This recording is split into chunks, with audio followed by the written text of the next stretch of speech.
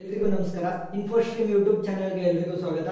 ಈ ವಿಡಿಯೋದಲ್ಲಿ ನಾವು 2:4 ಡಿಕೋಡರ್ ಬಗ್ಗೆ ಡಿಸ್ಕಸ್ ಮಾಡ್ತಾ ಹೋಗೋಣ. ಸೊ 2:4 ಡಿಕೋಡರ್ ಅಲ್ಲಿ ಏನಾಗುತ್ತೆ, 2 ಇನ್ಪುಟ್ಗಳಿರುತ್ತೆ ಮತ್ತೆ 4 ಔಟ್ಪುಟ್ಗಳಿರುತ್ತೆ. ಸೊ ಅದರ ಬ್ಲಾಕ್ ಡಯಾಗ್ರಾಮ್ ನ ಹೇಗೆ ಬರೆಯಬಹುದು, 2 ಇನ್ಪುಟ್ಗಳು ಮತ್ತೆ 4 ಔಟ್ಪುಟ್ಗಳು 1 2 3 4. ಸೊ ಫಸ್ಟ್ ನಾನು ಇನ್ಪುಟ್ಗಳನ್ನ ಏನಂತ ತಗೊಂತೀನಿ, ಎ ಮತ್ತೆ ಬಿ ಅಂತ ತಗೊಂತೀನಿ. ನೀವು ಯಾವುದಾದ್ರೂ ವೇರಿಯೇಬಲ್ಸ್ ಅನ್ನ ತಗೊಂತ ಹೋಗ್ಬೋದು. Next ಔಟ್ಪುಟ್ಗಳನ್ನ D0 D1 D2 D3. So ಇದು ಯಾವುದು 2:4 ಡಿಕೋಡರ್. ಸೊ ಬ್ಲಾಕ್ ಡಯಾಗ್ರಾಮ್ ಆಯ್ತು. ಇವಾಗ ಟ್ರುತ್ ಟೇಬಲ್ ನ ಬರೀಬೇಕು. ಸೊ ಟ್ರುತ್ ಟೇಬಲ್ ಅಲ್ಲಿ ಏನು ಬರೀಬೇಕು, ಒಂದ್ ಸೈಡ್ ಇನ್ಪುಟ್ಗಳನ್ನ ಬರೀಬೇಕು, ನೆಕ್ಸ್ಟ್ ಸೈಡ್ ಏನು ಔಟ್ಪುಟ್ಗಳನ್ನ ಬರೀಬೇಕು. ಸೊ ನನಗಿರುವಂತಹ ಇನ್ಪುಟ್ಗಳು ಯಾವ್ಯಾವು, ಕೇವಲ 2, ಎ ಮತ್ತೆ ಬಿ. ಎ ಮತ್ತೆ ಬಿ. ನನಗಿರುವಂತಹ ಔಟ್ಪುಟ್ಗಳು ಯಾವ್ಯಾವು, D0 ಅಂದ್ರೆ D0 D1 D2 ಮತ್ತೆ D3. ಈಗ ಫಿಲ್ ಮಾಡ್ತಾ ಬನ್ನಿ. ಸೊ ನನ್ನ ಇನ್ಪುಟ್ 2 ಇರೋದ್ರಿಂದ ಸೊ ಕಾಂಬಿನೇಷನ್ಸ್ ಎಷ್ಟಾಗುತ್ತೆ, 2 ಪವರ್ 2 ಅಂದ್ರೆ 4 ಕಾಂಬಿನೇಷನ್. ಸೊ 0 0 0 1 1 0 1 1. ಈಗ ಫಸ್ಟ್ ಏನ್ ಮಾಡ್ತಾ ಅಂತೀನಿ ಅಂದ್ರೆ 0 0 ಇದ್ರೆ D0 ಆಕ್ಟಿವ್ ಆಗುತ್ತೆ ಅಂತಂದ್ರೆ ನಮ್ಮ 2 ಇನ್ಪುಟ್ಗಳು 0 0 ಇದ್ರೆ D0 ಮುಖಾಂತರ ಅಂದ್ರೆ D0 ಮುಖಾಂತರ ನನ್ನ ಔಟ್ಪುಟ್ ಬರುತ್ತೆ ಅಂತ ಅರ್ಥ.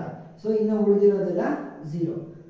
ಸೊ 0 1 ಆದ್ರೆ D1 ನ ಮುಖಾಂತರ, 1 0 ಆದ್ರೆ D2 ನ ಮುಖಾಂತರ, 1 1 ಆದ್ರೆ D3 ನ ಮುಖಾಂತರ ನಮ್ಮ ಔಟ್ಪುಟ್ ಬರುತ್ತೆ ಅಂತ ನೋಡ್ತಾ ಹೋಗೋಣ. ಈ ಔಟ್ಪುಟ್ ಗಳಿಗೆ ಈಕ್ವೇಶನ್ ಅನ್ನ ಬರೀಬೇಕು. ಸೊ ಮೊದಲನೇ ಔಟ್ಪುಟ್ ಯಾವುದು, D0. ಸೊ D0 ಗೆ ಈಕ್ವೇಶನ್ ಏನಾಗುತ್ತೆ, ಎ ವ್ಯಾಲ್ಯೂ ಏನು 0, ಬಿ ವ್ಯಾಲ್ಯೂ ಕೂಡ 0. So A bar B bar. Next D1 ಗೆ ವ್ಯಾಲ್ಯೂ ಏನಾಗುತ್ತೆ, D1 0 1 ಅಂತಂದ್ರೆ A bar B. Next D2 ಏನಾಗುತ್ತೆ, ಎ ಬಿ ಬಾರ್.